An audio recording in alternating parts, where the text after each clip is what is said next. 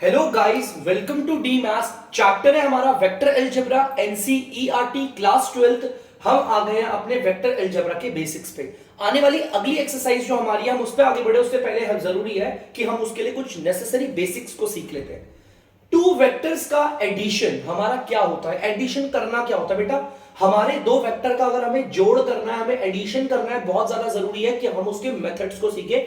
तो इसके ना दो मेथड होते हैं बच्चों, देखना ध्यान से। दो मेथड कौन कौन से होते हैं? एक तो होता है हमारा एनसीईआरटी में दे रखा है आपका ट्राइंगल मेथड, एक होता है हमारा ट्राइंगल मेथड। ठीक है, दो वेक्टर को जोड़ने का पहला मेथड तो होता है हमारा ट्राइंगल मेथड, और दूसरा वाला मेथड होता है बच्चों पैरेललोग्राम। पैरेललोग्राम मतलब ये बचपन क्या आता है पैरालेलोग्राम करके बोलने की, पैरेललोग्राम मेथड सबसे ज्यादा इंपॉर्टेंट ये है, इसी पे ही बेस्ड ये होता है। मैं दोनों समझाता हूं आपको, ठीक है। आप लोगों ने एनसीईआरटी में देखा होगा, एक हमारा ट्राइंगल मेथड होता है, एक हमारा पैरेललोग्राम मेथड होता है। तो दो वेक्टर को ऐड करने के हमारे दो मेथड है। हम पहले पढ़ेंगे ट्राइंगल मेथड एंड देन पढ़ेंगे हम अपना पैरेललोग्राम मेथड। तो चलिए ट्राइंगल मेथड पढ़ते हैं सबसे पहले। तो ट्राइंगल मेथड के लिए हम एक काम करते हैं, वेक्टर बनाते हैं। ध्यान से देखना बच्चों, वेक्टर बनाने जा रहा हूं। जैसे कि मैं आपको ट्राइंगल मेथड पढ़ा रहा हूं, तो पहले मैंने आपके सामने वेक्टर बना दिया। अभी मैंने जो लिखा है इसे कोई भी वेक्टर नहीं बोलेगा, सब बोलेंगे सर ये लाइन सेगमेंट है, डायरेक्टेड नहीं है। इसमें मैग्नीट्यूड तो है लेकिन डायरेक्शन कहां है? देखिए अब आप इसे बोलोगे वेक्टर, ठीक है, क्योंकि डायरेक्टेड लाइन सेगमेंट है। चलो इसे काम कर देता हूं, मैं बोल देता हूं ए और ये बोल देते हैं बी। ठीक है, ए बी हो गया और ये डायरेक्टेड लाइन सेगमेंट है। आपको पता है A is the initial point and B is the final point. ठीक है, हमारे दो वेक्टर है, हम एक और वेक्टर बनाते हैं। देखो ध्यान से, इसका नाम है BC वेक्टर। ठीक है, आप चाहो तो इनको निक नेम से भी बुला सकते हो। आप इसे ए बी वेक्टर ना कहकर कुछ और भी बोल सकते हो। जैसे कि मैं इसे बोल सकता हूं, इसको मैं डिनोट कर सकता हूं ए वेक्टर, ऐसे ऐसे से डिनोट कर सकता हूं। ठीक है, इस पूरे वेक्टर को BC वेक्टर ना कह के हम ये वाला वेक्टर भी बोल सकते हैं। ठीक है, ऐसे भी बोल सकते हैं। ठीक है, अब देखो जैसे कि हमारे पास यहां पर दो वेक्टर है, समझना। यहां पर एक वेक्टर है AB और दूसरा वेक्टर है BC। देखो इनकी डायरेक्शन सेम है। देखो ये एंटी क्लॉकवाइज घूम रहे हैं। देखो ध्यान से देखना, ये लोग ना एंटी क्लॉकवाइज घूम रहे हैं इस डायरेक्शन में। देखो ध्यान से, देखो ये यूं आया और फिर यूं गया, एंटी क्लॉकवाइज डायरेक्शन है। देखो ध्यान से, ये हमारी एंटी क्लॉकवाइज डायरेक्शन होती है, इसे कहते हैं एंटी क्लॉकवाइज डायरेक्शन। ठीक है, तो बेटा इनका जो जोड़ होगा इस वाले वेक्टर का और इस वाले वेक्टर का, हमारे पास दो वेक्टर है, बैक टू बैक है। देखो यहां पर ए बी वेक्टर और फिर बी सी वेक्टर। ये जो वेक्टर है वो ए से शुरू हुआ, बी पे खत्म हुआ, तो अगला वाला वेक्टर क्या है? बैक टू बैक क्यों बोला मैंने? वो बी से शुरू हो रहा है और सी पे खत्म हो रहा है ना। इस वाले वेक्टर का जो एंडिंग पॉइंट है, इस वाले वेक्टर का वो स्टार्टिंग पॉइंट है। कोई दिक्कत तो नहीं है सर ये स्टार्टिंग और ये फाइनल कैसे पता चल रहा है? एरोस के जरिए। ठीक है, तो यार हमारे जो दो वेक्टर है और दोनों के दोनों वेक्टर्स बैक टू बैक है और इनकी डायरेक्शन भी सेम है। देखो ये भी, देखो ये ऐसे करके यूं जा रहा है, एक ही डायरेक्शन में जा रहे हैं सारे के सारे। ये भी एंटी क्लॉकवाइज का आता है, ये भी एंटी क्लॉकवाइज। तो इनका जो एडिशन होगा ना वो हम इसको मानेंगे। एडिशन वाले को मैं कुछ अलग मार्कर से दिखाता हूं, ध्यान से देखना। हम इनका एडिशन इसको मानेंगे AC को। ठीक है, बस फर्क इतना होगा, AC इनका एडिशन होगा, इस वाले वेक्टर का और इस वाले वेक्टर का जो एडिशन होगा वो होगा AC, लेकिन जो इसका डायरेक्शन होगा वो एकदम डिफरेंट होगा। अगर इनका डायरेक्शन एंटी क्लॉकवाइज है तो उसका डायरेक्शन क्या होगा? क्लॉकवाइज। इसका डायरेक्शन होगा क्लॉकवाइज, एकदम उल्टा। तो उल्टे के लिए मैं ऐसे एरो बनाता हूं, कोई दिक्कत तो नहीं है। तो ये चीज आप हमेशा याद रखना कि हमारे अगर दो वेक्टर है, ध्यान सुनना, हमारे पास दो वेक्टर है, ये रहा और ये रहा, दोनों वेक्टर बैक टू बैक है, और अगर आपको ऐसे वेक्टर का एडिशन निकालना है तो इनका एडिशन ये होता है AC, लेकिन इस वेक्टर का जो हमारा डायरेक्शन होगा वो इन दोनों के अपोजिट। देखो इसका इन दोनों का डायरेक्शन क्या है बच्चों? क्लॉकवाइज। तो ये क्या होगा? Anti clockwise. ठीक है, तो बच्चों आप देख सकते हो, तो हम इसे एक तरीके से और भी लिख सकते हैं कि AB वेक्टर, देखो AB वेक्टर को लिख दिया प्लस हमारा BC वेक्टर, इन दोनों वेक्टर को जोड़कर क्या आ रहा है हमारा? ध्यान से देखो क्या लिखेंगे? AC वेक्टर आ रहा है। जो भी इस वेक्टर और इस वेक्टर की डायरेक्शन होगी, इनका जो ऐड कर कर रिजल्ट आएगा उसकी डायरेक्शन इन दोनों की डायरेक्शन से अपोजिट होगी।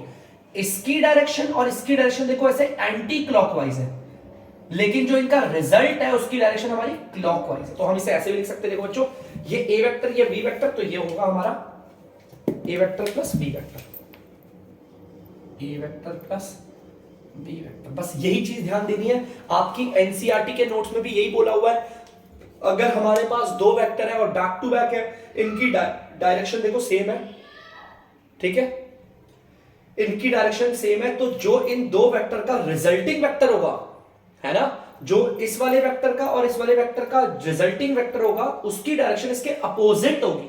अगर ये दोनों वेक्टर की डायरेक्शन क्लॉक एंटी क्लॉकवाइज है, तो ये क्या होगी, क्लॉकवाइज होगी, ठीक है।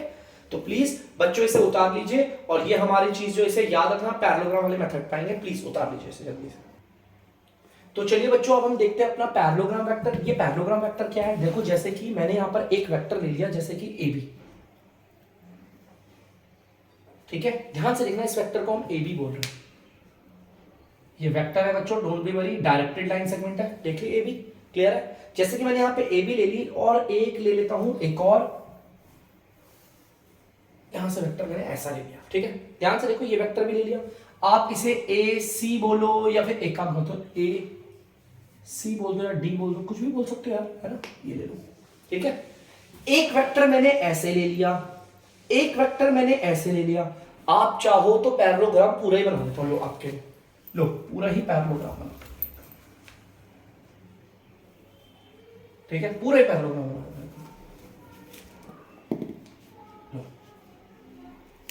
देखो ध्यान से, A B C D parallelogram, ठीक है।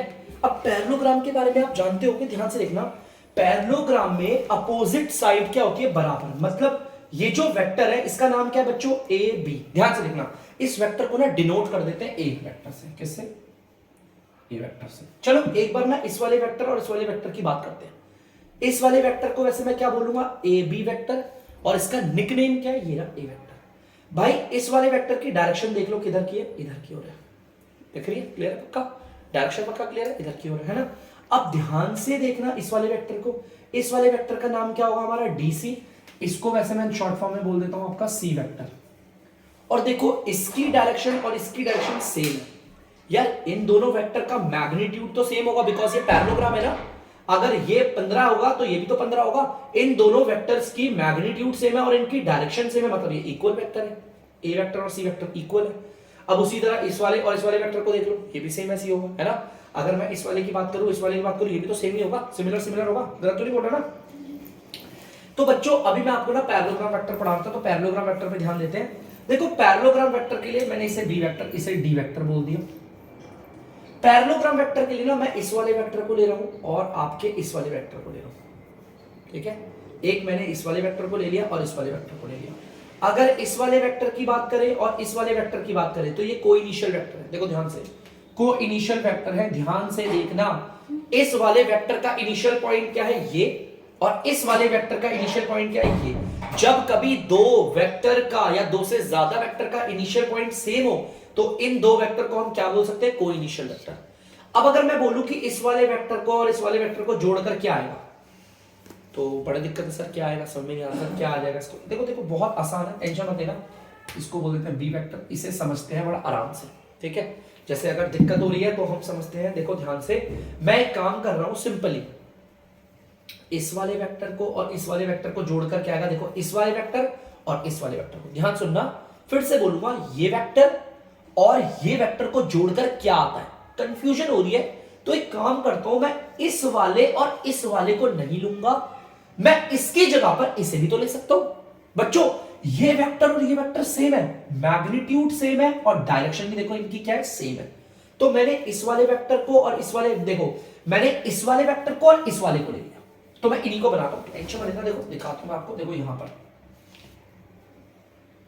मैं क्या कह रहा हूं, अभी आपको समझ में आ जाएगा। ये वेक्टर ले लिया और मैंने दूसरा वेक्टर ले लिया, ये वेक्टर ले लिया, दूसरा वेक्टर ये, ठीक है। एक वेक्टर है हमारा एडी वेक्टर और एक वेक्टर है हमारा डीसी। ये कोई इनिशियल वेक्टर नहीं है और ये बैक टू बैक है। देखो ट्राइंगल के मेथड से समझाऊंगा, बोला था ना बैक टू बैक कैसे। ये वाला वेक्टर हमारा ए से शुरू होता है और डी पे खत्म होता है, तो ये वाला वेक्टर हमारा डी से शुरू और सी पे खत्म। यार इनकी तो डायरेक्शन भी सेम है, ध्यान से देखो बच्चों, देखो ध्यान से, देखो ध्यान से, इनकी डायरेक्शन क्या है, देखो ध्यान से, ये ऐसे जा रहे हैं। ये डायरेक्शन हमारी क्लॉकवाइज होती है, एंटी क्लॉकवाइज होती है, एंटी क्लॉकवाइज होती है, यही होती है एंटी क्लॉकवाइज। ठीक है, चलो भाई, अगर मैंने बोला था अगर हमारे दो वेक्टर हैं जो हमारे बैक टू बैक है, इनकी डायरेक्शन भी सेम है, तो इनका जोड़ क्या होगा, इनका जोड़ होगा आपका ये होगा एसी। लेकिन एसी वेक्टर इनका जोड़ होगा पक्का, एसी जो होगा वो D vector plus C vector होगा, कोई दिक्कत नहीं, हमें पता है बिल्कुल यही होगा। लेकिन इसका डायरेक्शन क्या होगा, इसका एकदम उल्टा। अगर ये आ रहा है हमारा, क्या बच्चों ध्यान से देखो, ये हमारा आ रहा है एंटी क्लॉकवाइज, तो ये होगा हमारा क्लॉकवाइज, मतलब कि ऐसे होगा। अब इसी को अगर मैं यहां पर देखूं तो यार ये एसी क्या बन जाएगा, डायगोनल। क्या बन जाएगा, डायगोनल। तो पैरेललोग्राम में अगर हमारे दो एडजेसेंट, देखो ये एडजेसेंट वेक्टर तो है, मैं इस वाले वेक्टर को और इस वाले वेक्टर को नहीं ले रहा था क्योंकि कंफ्यूजन होती, ये कोइनिशियल्स बन गए थे, दोनों सेम जगह से स्टार्ट होते। लेकिन मैं इसकी जगह पर ये वाला वेक्टर भी तो ले सकता हूं ना, सेम है, बराबर। अगर बोलेंगे सर ये दोनों वेक्टर बराबर क्यों है, क्योंकि इनका मैग्नीट्यूड बराबर है, इनकी डायरेक्शन सेम है, इसलिए बराबर है ना। और इस वाले को लेकर क्या पता चला कि इनका सम डायगोनल में आया, किसमें, डायगोनल। ठीक है, तो एक्चुअली मैंने बोला था ना ट्रायंगल मेथड इंपॉर्टेंट है। ठीक है, तो पैरेललोग्राम में अगर मैं दो एडजेसेंट वेक्टर लेता हूं, जैसे कि ये वाला वेक्टर ले लिया या फिर ये वाला, इन दोनों वेक्टर का जो जोड़ होगा, जो एडिशन होगा, वो क्या निकलेगा, डायगोनल निकलेगा। जो इन दोनों की डायरेक्शन होगी उसके अपोजिट आएगा। ठीक है, उसी तरह ट्राइंगल में भी दो साइड ले ली, इन दोनों साइड का अगर हम बोलेंगे कि जो हमारा ये इन दोनों वेक्टर्स का जो एडिशन है वो क्या होगा, हमारी तीसरी वाली साइड होगी। बस फर्क कितना होगा, इन दोनों की डायरेक्शन और इनके एडिशन की डायरेक्शन अपोजिट होती है। क्या होती है, अपोजिट। बस इतना ही है हमारा ट्राइंगल मेथड और पैरेललोग्राम मेथड, और कुछ भी नहीं है बच्चों, कुछ भी नहीं। अगर हमारे ट्राइंगल में दो साइड है, बैक टू बैक वेक्टर है, इनका एडिशन क्या होगा, तीसरी वाली साइड, बस इन दोनों की डायरेक्शन और इस एडिशन की डायरेक्शन अपोजिट होगी। उसी तरह पैरेललोग्राम में हमारी दो एडजेसेंट साइड का जो दो एडजेसेंट वेक्टर है, इनका जो एडिशन होगा वो आएगा डायगोनल में, आएगा किसमें, डायगोनल में। और इन दोनों वेक्टर का जो डायरेक्शन होगा और हमारे डायगोनल माने जो एडिशन है उसका डायरेक्शन इसके अपोजिट होगा। अगर इन दोनों का डायरेक्शन होगा क्लॉकवाइज, ऐसे अगर होता तो इसका डायरेक्शन क्या होता, एंटी क्लॉकवाइज होता, ऐसे होता, ऐसे, बस यही करेगा। ठीक है, तो इस चीज को ध्यान रखना, जल्दी से उतार दीजिए। तो बच्चों बेसिक्स हमारा कंप्लीट हो गया। अब आगे एक्सरसाइज 10.2। तो 10.2 का पहला क्वेश्चन क्या कह रहा है, प्लीज आप यहां देख लीजिए, उसके बाद हम स्टार्ट करते हैं। Compute the magnitude of the following vectors. हमें बच्चों यहां पर वेक्टर दे रखे हैं, हमें इसका मैग्नीट्यूड निकालना है। तो पता है हम ऐसे नहीं लिखेंगे मैग्नीट्यूड ऑफ इस वाले वेक्टर, हम इसे ऐसे नहीं लिखते, इसका भी तरीका होता है मैथमेटिकल लिखने का। तो बड़ा, और पता है इसको जब लिखते हैं ना मॉड्यूलस की तरह लिखते हैं, वैसे इस वाले वेक्टर का मैग्नीट्यूड निकाल रहे हैं तो ऐसे बना देते हैं, मैग्नीट्यूड निकाल रहे हैं इस वाले वेक्टर का। तो इसका फॉर्मूला क्या होता है, रूट में x का स्क्वायर प्लस y का स्क्वायर प्लस z का स्क्वायर। हमें पता है x square plus y square z square कहां से आएगा, x हमारा कौन होता है, i कैप के साथ वाला, कोई नहीं है तो 1 मानते हैं, 1 का स्क्वायर कर लेते हैं, प्लस y कौन होता है, j कैप के साथ वाला नंबर, यहां पर कोई नहीं है तो इसे भी 1 मान लेते हैं, प्लस z कौन होता है, k कैप के साथ वाला नंबर, तो इसमें कुछ भी नहीं है तो इसे भी 1 मान लेते हैं। इन सबको जोड़ोगे तो 1 प्लस 1 प्लस 1 आएगा, जो कि आंसर आता है √3। तो हमारा इसका मैग्नीट्यूड, मतलब कि ये जो वेक्टर है ना बच्चों, ये जो भी वेक्टर है हमारा x एक्सिस से y एक्सिस से z एक्सिस से जितना भी दूर होगा, ये जो भी वेक्टर है हमारा, है ना, इसका मैग्नीट्यूड कितना है, √3। ठीक है, मैग्नीट्यूड इसका कितना है, √3, मतलब कि इसकी लेंथ होगी इस वेक्टर की। वेक्टर मींस क्या है, अ डायरेक्टेड लाइन सेगमेंट। ठीक है, ठीक है, तो जल्दी से करिए, बढ़ते हैं अगले वाले वेक्टर पे। तो बच्चों आप लोग देख सकते हैं दूसरा वेक्टर हमारा दे रखा है, ये रहा, हमें इसका मैग्नीट्यूड निकालना है। तो देखो मैंने मॉड्यूलस बना दिया और वेक्टर को डाल दिया, इसका मतलब हम इस वेक्टर का निकाल रहे हैं मैग्नीट्यूड। ये इसका फॉर्मूला है, रूट बनाते हैं, पहले हम x का होल स्क्वायर करेंगे, x का मतलब हमारा i कैप के साथ वाला, तो 2 का होल स्क्वायर कर दिया।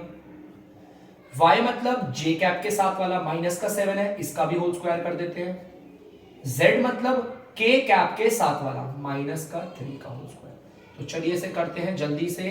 इसका होल स्क्वायर 4 आता है, इसका होल स्क्वायर आता है 49 और इसका होल स्क्वायर आता है आपका 9।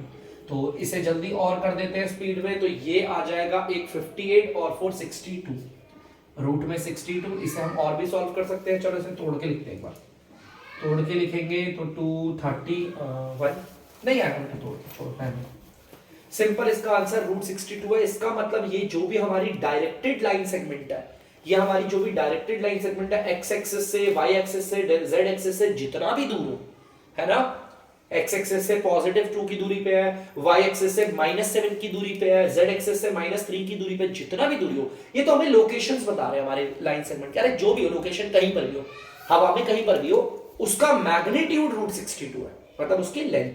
तो जल्दी से उतार लीजिए। तो बच्चों आप लोग देख सकते हो हमारा ये सी वेक्टर है। तो चलिए इसका भी मैग्नीट्यूड निकाल लेते हैं। मैग्नीट्यूड कैसे, वेक्टर को मॉड्यूलस में डाल देते हैं, इसका मतलब इसका मैग्नीट्यूड निकाल रहे हैं। तो रूट बनाते हैं जल्दी से। पहले x का होल स्क्वायर करेंगे, 1/√3 का हो जाएगा होल स्क्वायर, फिर प्लस y का होल स्क्वायर करना है तो आ गया 1/√3 का होल स्क्वायर, प्लस z का होल स्क्वायर करना है तो माइनस का 1/√3 का होल स्क्वायर। तो जल्दी से करते हैं इसको। ये आएगा 1/3 प्लस ये भी आएगा 1/3 प्लस ये भी आएगा 1/3। तो जल्दी से इन्हें देखेंगे तो क्या आएगा, रूट में 3/3, ये कट के आ गया 1, जो क्या होता है 1। अरे इस वाले वेक्टर का जो मैग्नीट्यूड आया वो 1 आया है। अगर किसी वेक्टर का मैग्नीट्यूड निकालने पर 1 आता है तो उस वेक्टर को कहते हैं यूनिट वेक्टर। तो लिख देते हैं यहां पर, ये तो यूनिट वेक्टर है, यूनिट वेक्टर। ठीक है बच्चों, तो प्लीज आप इसे उतार लीजिए। तो बच्चों क्वेश्चन नंबर 2 आप देख सकते हैं। देखिए क्वेश्चन क्या कह रहा है, राइट टू डिफरेंट वेक्टर। हमारे दो ना अलग अलग वेक्टर होने चाहिए, एकदम अलग अलग, लेकिन उनका मैग्नीट्यूड सेम हो। तो चलो अलग अलग वेक्टर है ना, तो एक काम करते हैं, अलग अलग वेक्टर ले लेते हैं। सबसे पहले तो यहां पर मैंने ले लिया एक वेक्टर ए। देखो इस वेक्टर को लिखता हूं मैं, यहां पर लिख दिया मैंने आई कैप, फिर प्लस जे कैप प्लस के कैप। ठीक है, यहां पर मैंने एक वेक्टर लिख दिया, लेकिन इनके नंबर्स नहीं लिखे मैंने, कोई प्रॉब्लम नहीं। यहां पर दूसरा वेक्टर लिखते हैं दूसरे मार्कर से। तो ये वेक्टर है हमारा बी वेक्टर, इसका भी सेम आई कैप प्लस जे कैप प्लस के कैप। इसके उसमें भी मैंने यहां पर नहीं लिखे, एक्स वाई जेड से लिखे। चलो एक काम करता हूं, इसका मैं लिख लेता हूं अपनी तरफ से, कुछ भी मान लेता हूं। चलो एक काम करते हैं, सोनी आपको मौका देते हैं, जो मर्जी मनो कर लो, जो मर्जी मनो। आप सर ये लेने का मन कर रहा है वो ले लो, बताओ क्या लेना चाहो। आई कैप के साथ, जे कैप के साथ, के कैप के साथ, एक्स वाई जेड, जो मर्जी ले लो, whatever you want to take it यार, जस्ट डू इट। करिए बताइए। मैं 4 6 2। अरे वेरी गुड, 4 6 2 है, बहुत बढ़िया। चलिए ठीक है, ले लिया। इसका मैग्नीट्यूड निकाल लेते हैं बड़ी जल्दी से। इसका मैग्नीट्यूड निकालेंगे हम, ऐसे होता है, और मैग्नीट्यूड निकालने का फॉर्मूला आपको पता है, x वाले का होल स्क्वायर प्लस y वाले का होल स्क्वायर प्लस z वाले का होल स्क्वायर। तो चलो करते हैं, इसका होल स्क्वायर करने पर क्या आता है, ये आएगा 16, ये आता है 36 और ये आता है 40 56 हो गया। मैं इसको आगे सॉल्व नहीं कर रहा, 56 ही मान लेता हूं। अब इसका जो भी मैग्नीट्यूड होगा वो रूट 56 ही होना चाहिए। मतलब ये जो मैं निकालूंगा ना बच्चों, ये जो मैं इसका मैग्नीट्यूड निकालूंगा वो भी कितना होना चाहिए, रूट 56 होना चाहिए, है ना। तो बड़ा सिंपल है, ये 4 6 2 का ही तो होल स्क्वायर करने से आया है। मैं इसे 6 कह देता हूं, इसे 4 कह देता हूं, और एक काम करो, इसे 2 कह देता हूं, इसे 4 कह देता हूं, कोई फर्क नहीं पड़ेगा। आप इसका मैग्नीट्यूड निकाल, देखो दोनों वेक्टर अलग है, दोनों के दोनों वेक्टर अलग है, लेकिन मैग्नीट्यूड निकाल के देख लेते हैं। देखो मैग्नीट्यूड फॉर्मूला क्या होता है, इसका होल स्क्वायर, एक्स वाले का होल स्क्वायर प्लस वाई वाले का होल स्क्वायर प्लस जेड वाले का होल स्क्वायर। तो देखते हैं 36 4 और 16, वही आ गया रूट 56। तो जैसा क्वेश्चन ने बोला था, हमें कोई भी दो वेक्टर दो अलग अलग वेक्टर बता दो, देखो ये वेक्टर और ये वेक्टर दोनों अलग है ना, और इनका मैग्नीट्यूड सेम होना चाहिए, निकाल दिया सेम मैग्नीट्यूड। अब आप बताओ कितने सारे हम ऐसे दो डिफरेंट वेक्टर हम कितने निकाल सकते हैं, इनफाइनाइट निकाल सकते हैं, है ना। एक वेक्टर तो मैं ऐसे ही बता देता हूं, आई देखो 2i cap plus 3j cap plus 4k cap, और दूसरा वेक्टर देखो 4i cap plus 3j cap plus 2k cap, अलग अलग कर दिया, कोई दिक्कत। इट इज वेरी सिंपल, बनाने का बहुत आसान तरीका है, इसे हम और सॉल्व कर सकते हैं लेकिन मैंने इसे यहीं छोड़ दिया, ठीक है। तो जल्दी से इसे नोट डाउन कर लीजिए।